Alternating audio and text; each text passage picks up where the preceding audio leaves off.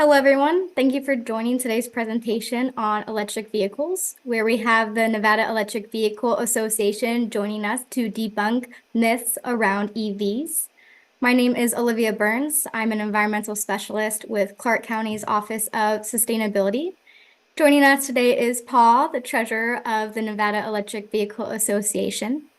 Before I pass it to Paul to get us started all about the benefits and exciting experience of electric vehicles, I will quickly go over a few tips to enhance your presentation experience and help you navigate ways you can interact using this website.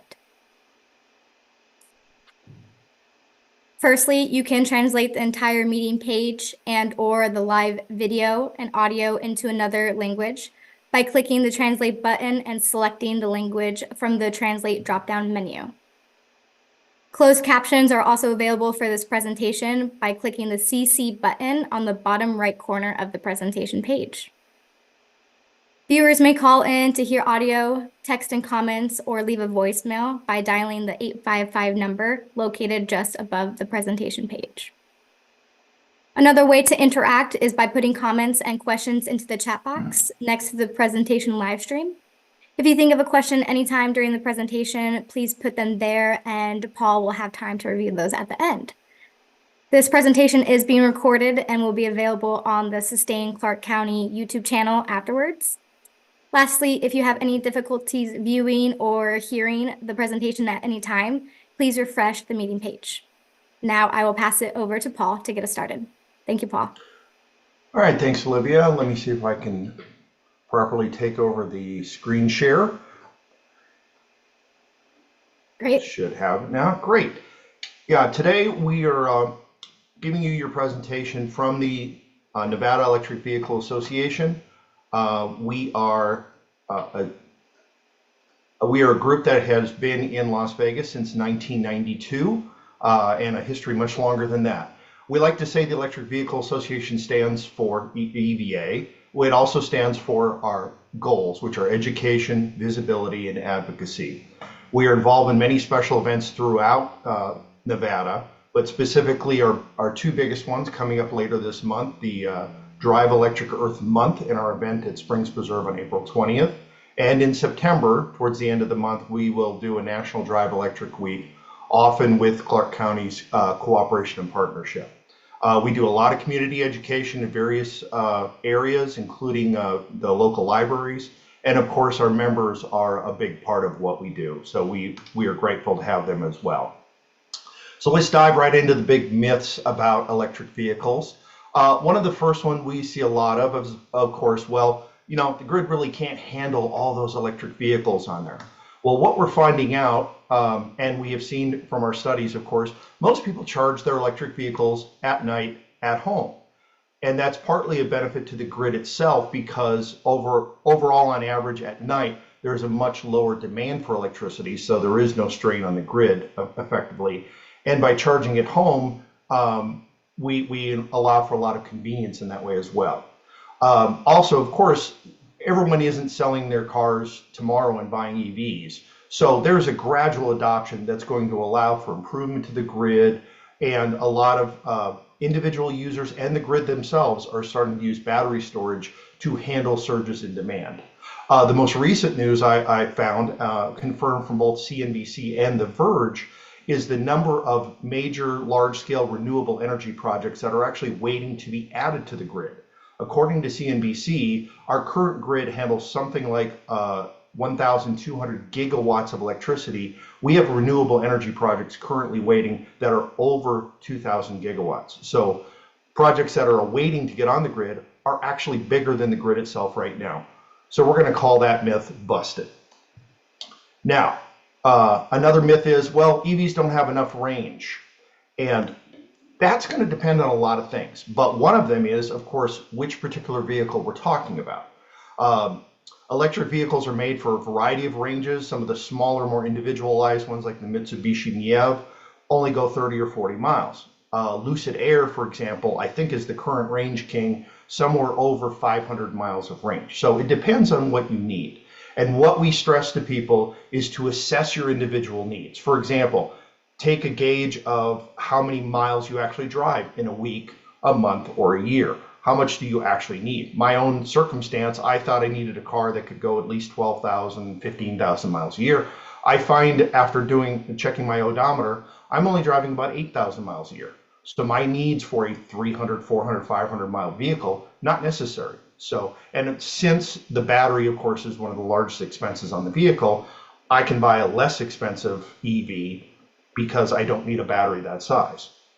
The other option I've seen for a lot of people is to buy an electric vehicle that is the majority of their driving. For my wife and I, we have an electric vehicle and a gas vehicle, but the electric vehicle does over 90% of our trips. We use the gas vehicle primarily for long range trips to California, Zion, that kind of a thing.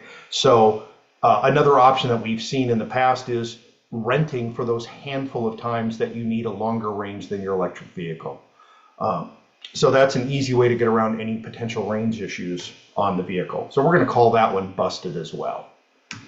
Now, next myth is always the concern of, well, I can gas up my car in 5 minutes and have my 300 miles of range, and an electric vehicle takes hours. That's both true and not true. And the issue primarily is, does it really matter? Yeah, again, thinking of the situation where most people will charge at home or charge at their workplace, or if they're out and about at a shopping mall and so forth, the speed becomes less relevant. So for example, I go to work, my car parks in the garage for 14, 15 hours a day. Even plugging into a normal outlet, which we call level 1 charging, I am perfectly fine to get something like 50 miles of range overnight. If you have the connection to do a level 2 in your garage, you will be charged before you go to bed that night. So it makes a difference there. Now, as far as on the road, there is a little bit of issue with this because each individual vehicle has different charging speeds. For example, there are some models that at level 3 fast charging, like a Tesla supercharger, the vehicle can only accept 50 kilowatts of power. However, other vehicles, for example, the new Kia EV6, I believe the Hyundai models, and of course the Teslas, will do something like 80% in only 20 minutes. So while it's technically true in certain respects, it's kind of a half-busted myth, if that makes sense. Next, let's talk about the batteries, that they don't last or that they end up in landfills. Well, we've got some issues with that as well. The original thought and design of when the electric vehicle started to come out in mass was that the batteries would last about 100,000 or so miles.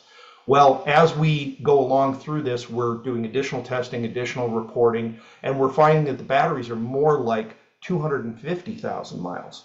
Tesla claims that they're going to have a 1 million mile battery here in the near future. We'll wait and see on that, but we believe that's coming. Another was the Nissan's head of battery recycling. Of course, they've had the Nissan Leaf for years and now have the Aria. The head of battery recycling recently reported that his biggest problem is not having enough batteries to recycle. In fact, the batteries are outlasting the vehicles themselves. So they are having to do some adjustments with it. The other thing about the batteries themselves is even after they're no longer usable for a vehicle, they are perfectly useful for things like home storage. If you think about it, a vehicle, you're trying to push 3,000 pounds of mass very quickly. So that's a high current draw. Once those batteries are not able to do that, they're perfectly fine running your refrigerator or other things around the house. So they are repurposed for that. And even after that use, then those batteries go into recycling. And at this point, the current recycling technology reuses about 95% of those battery materials. Again, if you think about it, all of those minerals that go into the batteries are simply too valuable to throw away. So the technology is coming up. There are companies that are coming online to recycle these batteries once we have enough batteries to actually recycle. So we're going to call this one busted as well. Another one we hear, of course, a lot is that EVs are worse for the environment than normal gas or diesel vehicles. Well, we're gonna be honest about this because we always try to be objective. When the vehicle first comes off the assembly line and it has 0 miles on its odometer, yes, electric vehicles typically have a higher environmental footprint, and that is often due to the mining of the minerals for the battery. The rest of the vehicle, they're pretty much even because they're the same type of vehicle. But what we've seen in, again, additional studies, and this was a 2021 Reuters report, declared that the vehicles were basically equal at somewhere around 13,000 miles. Once it's been driven that long, the EV becomes greener. And then, of course, over the lifetime of that car, that slope is dramatically in favor of the electric vehicle environmentally. And obviously, once we recycle batteries and we start reusing those materials to make the batteries, that carbon footprint is going to go down even further. So those vehicles, we may even get to a point where new electric vehicles with recycled batteries might even be equitable at 0 miles, coming straight off the factory line. And our energy generation continues to get better. As I said earlier, the recent report about renewable energy products being waiting to get on the grid are greater than the grid itself. We are already at 40% of the US power grid, according to the EIA. So we're already getting better on that and driving the EV day to day. We're not using as much coal. We're not using as much natural gas and so forth. So we're already getting greener faster. So that 13,000 mile mark might already be lower than we think it is just from the last year or two. So again, we're going to call this particular myth busted as well. Now, another one we've been seeing since about January is that, EV sales are slowing down, Ford is pulling back, GM is pulling back on their EV aspirations and so forth. But again, not really exactly true. What we saw in 2023 was unprecedented growth. We saw 1.4 million electrified vehicles sold. Now that's fully electric and hybrids and plug-in hybrids. We exceeded anything we've ever had before, and I believe every month we've broken records. In November of last year, we hit 17.7% of all light-duty vehicles sold, passenger cars and trucks. Of all of them, 17.7% of all vehicles. So that's another record as well. So what we're seeing right now is not a slowdown of EV sales. We're seeing a slowdown in the growth of the sales of the EV vehicles. So again, we can technically call this one busted. Next, that EVs are slower and they're more expensive. Well, this one's easy to hit right out of the blocks, at least as far as the speed. The Tesla Model S Plaid came out a few years ago, hitting 1.9 seconds in 0 to 60. So this is not an issue. Now, not every car does that, of course. I believe my car is 6.7 seconds. But the quickness off the line is certainly not an issue. We're not dealing with slow vehicles. A recent article in Forbes, literally as of last month, declared that the more expensive thing is kind of out the window as well. They declared that EVs are officially now cheaper than their comparable gas models. And that's, of course, including the IRA bill incentives so up to $7,500 off a brand new electric or hybrid vehicle and up to $4,000 for a used vehicle under $25,000 MSRP. The other fact is on expenses, of course, is the lifetime cost of ownership. That means oil changes, brake pads, all the other regular maintenance things on an electric vehicle. Where a gas-powered car has somewhere between 1,000 and 2,000 moving parts in their drivetrain, an electric vehicle averages somewhere between 20 and 50. So we have far fewer parts to move, and we're seeing far less expense on the maintenance. And then, of course, the fuel cost is dramatically different, where running a gas-powered car right now, I believe in Las Vegas, is $4.40 a gallon on regular. My vehicle runs somewhere close to an equivalent of $1 a gallon, maybe a little bit less. So we're seeing efficiencies that are very different. Oh, I just checked my miles on my car. My car averages about 150 miles per gallon on the same amount of energy that's in a gallon of gas.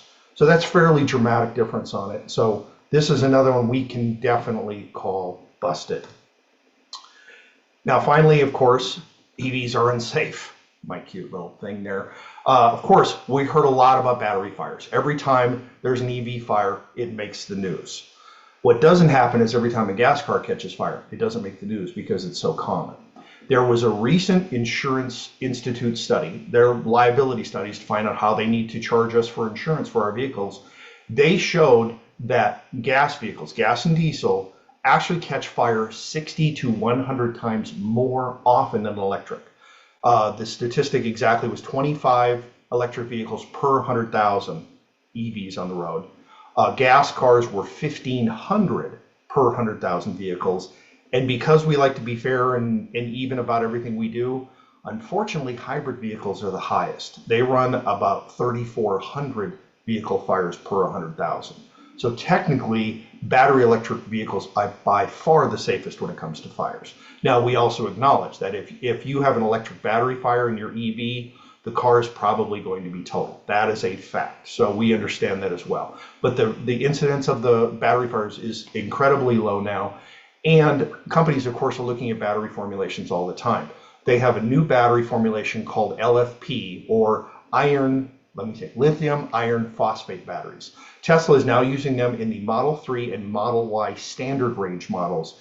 They run the fire risk to practically zero, and they're actually more resilient as far as charging 0 to 100 and so forth. They're a little lower on energy density, which is why they haven't gone into major acceptance, but they are definitely coming. As far as accidents goes, we are seeing that basically the vehicles are equal or better than the conventional ICE vehicle standards. The Tesla Model S's and X's came out with 5-star ratings from Consumer Reports and Highway Transportation Safety Administration and so forth. And many of the models, like for example, my Kia Soul has the exact same body as the gas-powered engine. So the safety standards are equal on the two models. So we're seeing that one also busted. Now, the next one is talking about that there's not enough places to charge. There's not enough public chargers in the world. Now, this one we're gonna talk about a bit. Again, what we're seeing statistically is that roughly 80 to 90% of charging happens at home. So the public charging situation for those people, including myself, is basically non-existent. Now, where we do have a legitimate issue is having to do with multi-unit dwellings, apartment complexes, high-rises, that kind of thing. So for those people to charge at home, of course, is much more difficult. So those people, if they want to go to electric vehicles, are trying to look for either public chargers, or many are talking to their apartment managers or the building managers about installing charging systems. This particular one I like here, the image on this screen has the orange charger. This device takes no additional cables, no issues. It's literally just an outlet on the wall, and the QR code allows you to log in and charge. So this is a very simple way of doing the multi-unit dwellings, but this is our greatest challenge to this point. So we're going to call this one partly true, and we will see that adoption continue to move as more and more vehicles move to electric. That's all I have for the moment. I want to thank you all for stopping by and taking a listen to this, and if we have questions, I'm more than happy to address. Great. Thank you so much, Paul, for reviewing all the common misconceptions behind EVs and the range, charging, and especially the cost savings. And if the audience would like to dive even deeper into the cost savings of electric vehicles, Paul has another webinar tomorrow about tax credits and rebates that are available. So if you would like to register for that, it would just be right below this presentation you are viewing on now. But for now, we'll go over the audience questions. The first question is that I am interested in an EV for my next car. Where do I start looking to compare vehicles?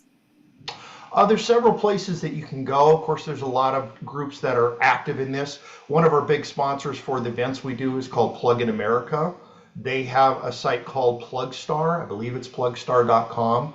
where you can plug in, pardon the pun, your details, how many miles you need to drive, X, Y, and Z, and those kinds of things, and it will make suggestions to you about the different types of vehicles. Beyond that, the best places are places online. There's a common blog called Electrek, ELECTREK, that covers a lot of things about electric vehicles. There's Green Car Reports, and of course, I always recommend Consumer Reports. To look at different types of vehicles and their quality. But there's a lot of choices today, and there's a lot of options to whatever may fit what your particular needs are. So I hope you find one. Thank you, Paul. One similar to that, where can I find a used EV? Is there a used EV dealership in Las Vegas?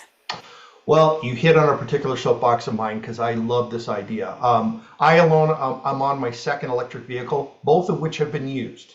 Partly because I'm cheap, if you want to know the honest truth. I look at the drop of depreciation. It's no different than it is for gas vehicles. There is a particular drop off. It's an interesting time, particularly right now. I'm sure you've all seen the stories about Hertz getting rid of a bunch of their electric vehicles. Okay, let's discuss that just for a quick second. Hertz bought a whole ton of electric vehicles about 3 years ago, and in the rental car business, it's normal to turn those vehicles after a period of time, whether it's the number of miles on it or whatever that kind of thing is. So they're not dumping electric vehicles. They may be relooking at their strategy, but it's a normal part of their process to put those vehicles out.